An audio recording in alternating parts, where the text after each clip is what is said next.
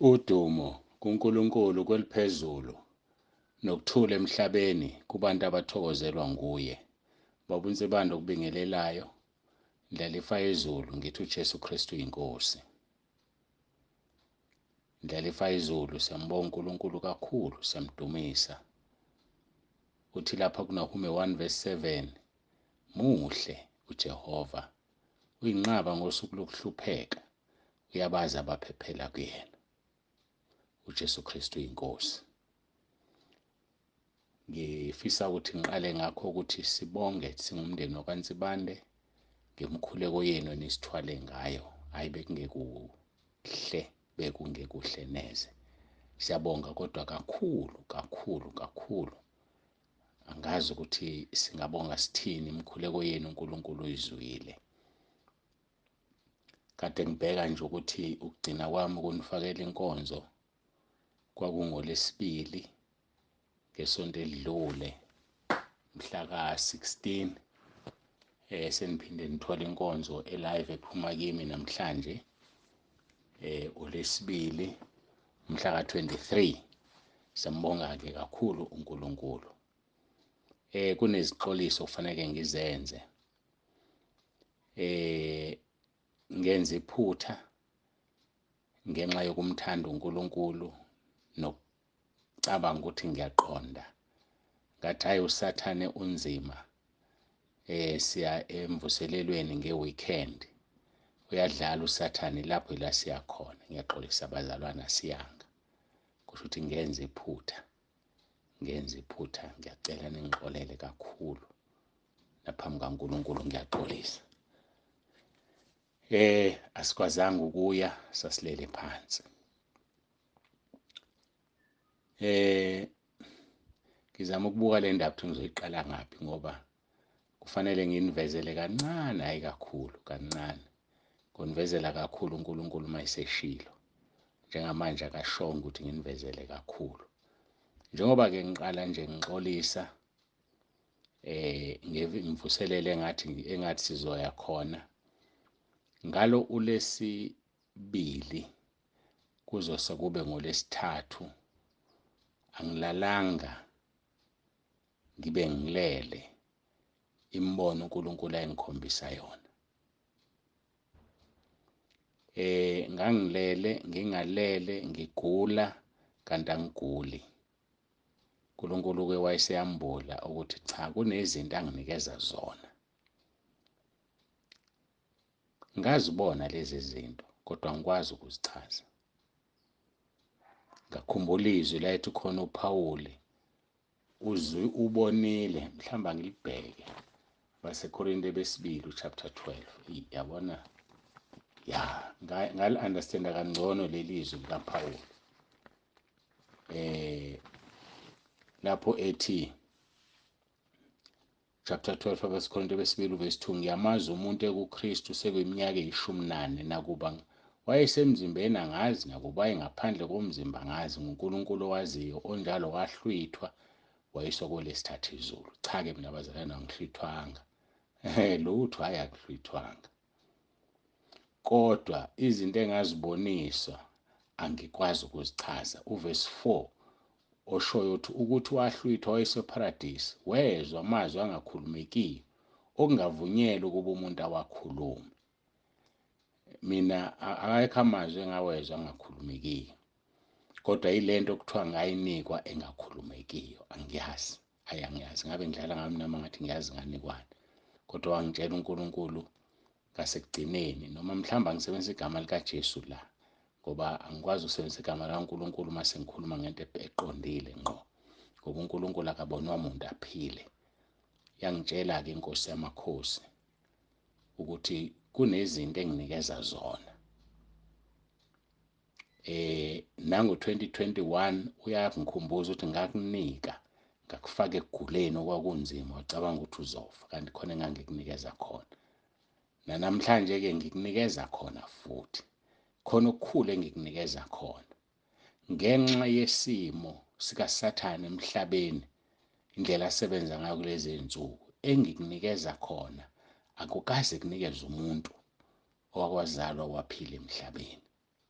kusho ngokukhulu ukuthobeka lokho bazalwane, ngoba ngathuka ngathi ngenzeni, ngubani mina.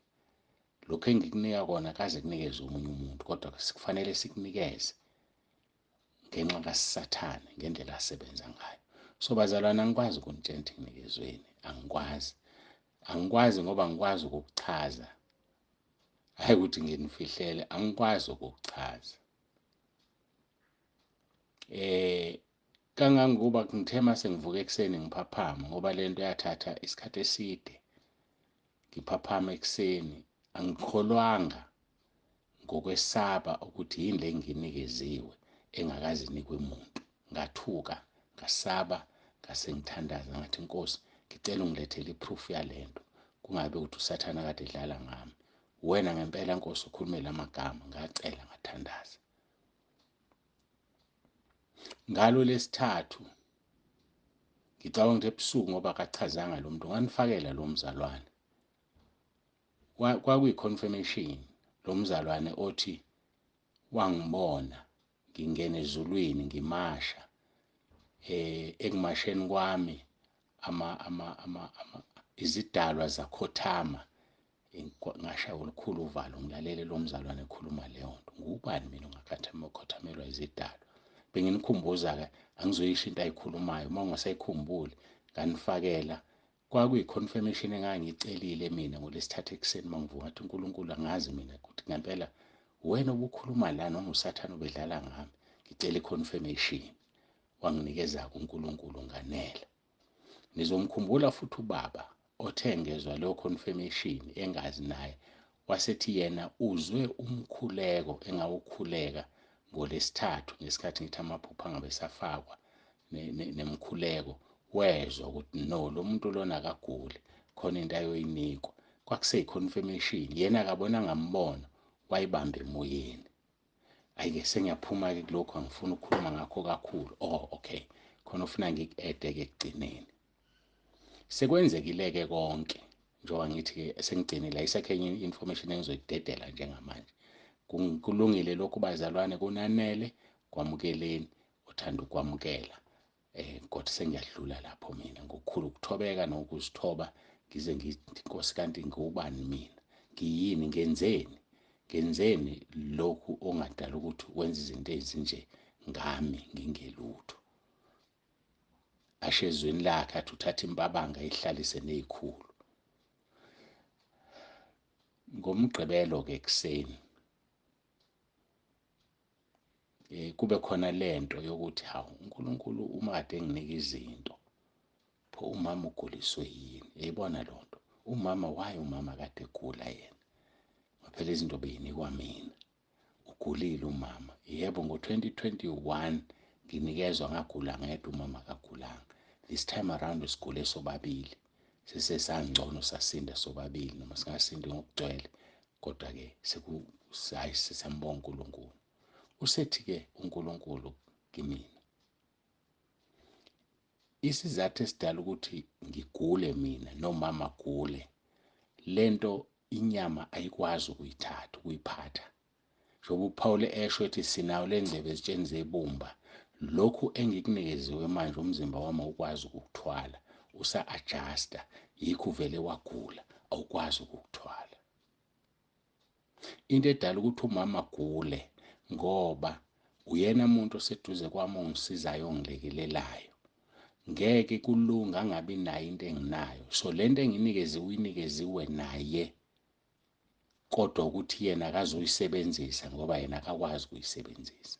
Kodwa yokuthi uma kudingeka ukuthi angikhulekele, ngeke akwazi ukungikhulekela uma engenayo into enginayo, ngoba uzosha. Ngikhuluma amagama akhulunywe kumina, uzosha uma engikhulekela engenayo into enginayo. Kufanele silingane, sibe nento efanayo, noma ngabe umsebenzisi wayo kuyimina, kodwa kufanele ibe khona ukuze uma kuyila kudingeka ukuthi angithwale ngomkhuleko, angithwale angabi nankinga, ngoba siyafana. Yileso-ke izathu esidala ukuthi umama agule, ngoba naye wakhe umzimba uyahluleka ukuthwala lento. So imizimba yethu ihlulekile ukuthwala lento, kodwa kuNkulunkulu uyayisebenza ukuthi ikwazi ukuyithwala. Ukuthi yini, izoqala nini ukusebenza, nama ngazi. Ngiyabonga-ke, bengixolisa-ke ngoba mina ngiyacabanga ukuthi usathane ngaze ngasho ngathi bazalwane, la emvuselelweni ila siyakhona, kanti ngiyadlala, uNkulunkulu nowakhe amaplani. Yikho ngithi ngiyaxolisa. Ngibuye-ke ngize emaphusheni, nginikeze umkhuleko la umuntu onephupho elimbi ezoguqa, awulalele, abesesho uRoma 10:9 emva kwalo mkhuleko. Sesizoqhuba kanjalo-ke, awasekho amaphupho enisazowaletha kumina, ngaphandle kwemibono obona ukuthi uNkulunkulu bekhuluma nawe kufanele ingeniswe ekhaya lezwi. Nami-ke ngisazoyihlola, akusho ukuthi uma usulethile umbono wakho ngizowufaka ekhaya lezwi, cha. Ileyo mbono kuphela sesingayiletha namaphupho. Umgomo ka-3 minutes usamile, asilethi i-VN ngaphezu ka-3 minutes. Maye emabili emathathu ehlanganisiwe aweqi ku-3 minutes. Kunomkhuleko engiwuthuthumelile abantu abanezinto abazicela kuNkulunkulu abazifunayo, noma begula noma kunjani. Kunomkhuleko nawe engawuthumela ukuthi umuntu akaguqe, awulalela, bese Roma 10:9 uzoyithola into ayifunayo. Sizoqhubeka kanjalo namanje sizoqhubeka kanjalo. Mawuzwa nje wena ukuthi khona okudingayo, shona kuloya mkhuleko, uwulalela, uguqe, uwamukele, ube uwe, usho Roma 10:9 emva kwami. uNkulunkulu uzokunika okufunayo uma lokho okufunayo kungokwentando yakhe. Kodwa ibhaliwe-ke imigomo lapho ukuthi kufuneka uvume nezono nani-ke. Angisakwazi, angikaze ngiyoyi-check-a ngoba ngangithunywe uNkulunkulu ukuthi nginikeze. Ngicabanga ukuthi sekwanele-ke ebekufanele ngikusho emva kokugula kwami. Isimo sihamba kanjalo bazalwane. uNkulunkulu anisize, anigcine, asihlaleni. uJesu usezobuya landa ibandla. Kodwa kuthiwa usathane usebenza ngendlela ehlukile kakhulu. Kudinga ukuthi uNkulunkulu ahlomise abakhe emhlabeni ngenxa yamaqhinga kaSathane. Ngoba ikhona sikhethiwe bazalwane, sibizwe sakhethwa. Baningi babiziwe kodwa bayingcosana abakhethiwe. Ngifuna ukukutshela ukuthi uma usekhaya lezwi ukhethiwe. Usoziyekela nje wena ukukhethwa, kodwa khona unjani? Ukhethiwe. uJesu Kristu inkosi. Asiyezweni lethu-ke, sengiyaphuma la. SikwabaseThesalonika bokuqala chapter 1. Uxolo, nememori yami iyangishaya emva kwalokhu ukugula. BaseThesalonika bokuqala chapter 5:16 kuya ku-22 masifunde. Thokozani njalo, khulekani ningaphezi. Kukho konke bongani ngokuba lokhu kuyintando kaNkulunkulu kuKristu Jesu ngani. Ningamcimi umoya, ningakudeleli ukuprofetha. Vivinyani konke, nibambisise okuhle, dedani kukho konke okubonakala kukubi. Kuvesi 19 no-20 uthi ningamcimi umoya, ningakudeleli ukuprofetha. Verse 21, vivinyani konke, nibambisise okuhle.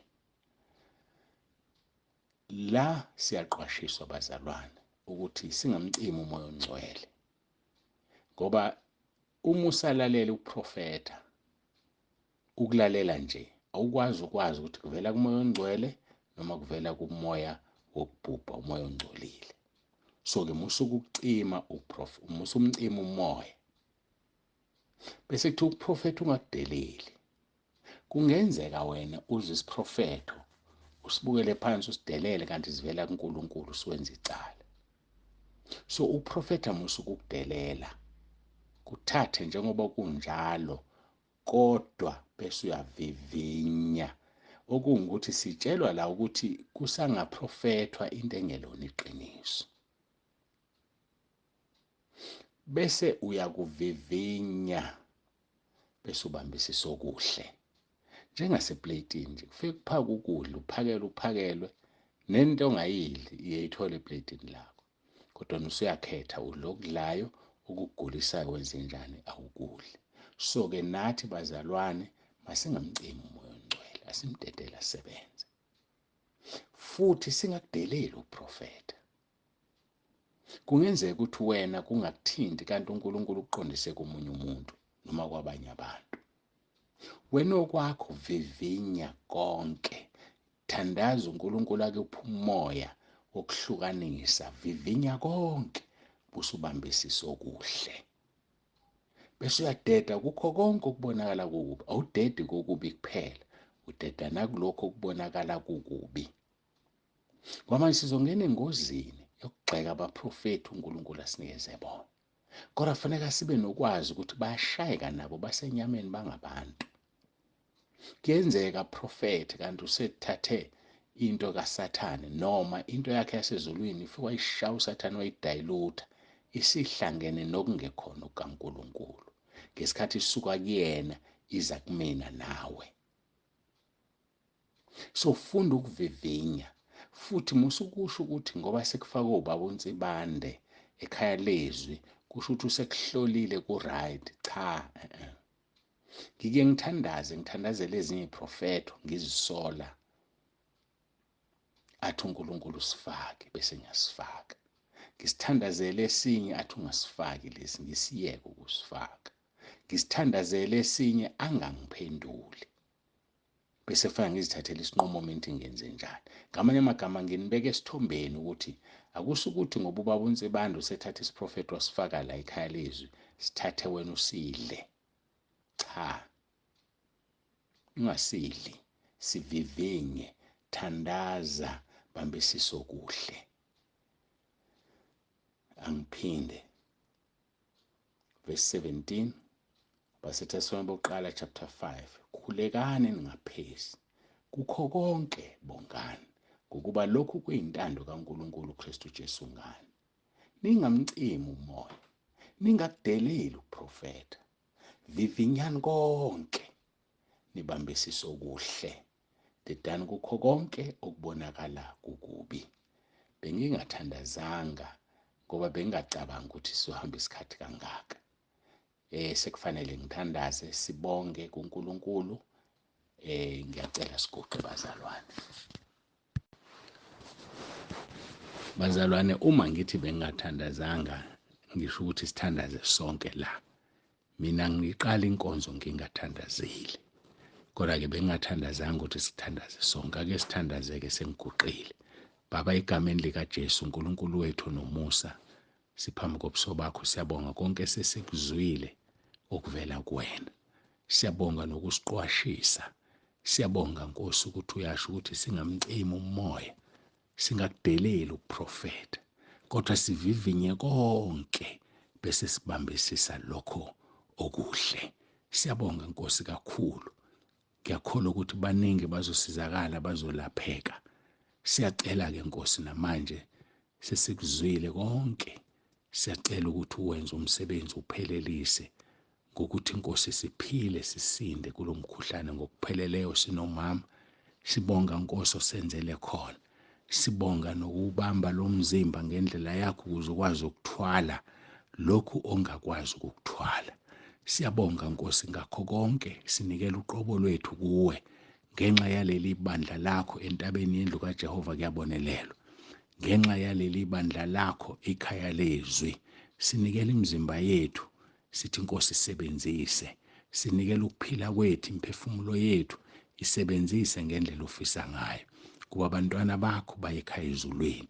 Sisizeke nathi Nkosi, singathi sesishumayeza abanye silahlwe ngaphandle. Kuba siyituba imizimba yethu. Kuba Nkosi singene ekhaya ezulwini ukuthi lokho asibambela khona sizitube, sizilangazelele, sizelulele kukho kuba kumbe nathi singakubamba yini ukuvuka kwabafileyo. Siyabonga ngoJesu ophilayo, busisa ilona loyo lalele, uJesu Kristu inkosi. Amen. Baba uNsibande ovalelisayo, siyabonga bangcwele kakhulu imikhuleko yenu. Siyabonga. uNkulunkulu abusise kube ilona loyo. Bazalwana, sibambeleleni kuJesu. Jesu uyasithanda, usilungisela izinto ezinkulu zingakulahlekeli. uJesu Kristu inkosi.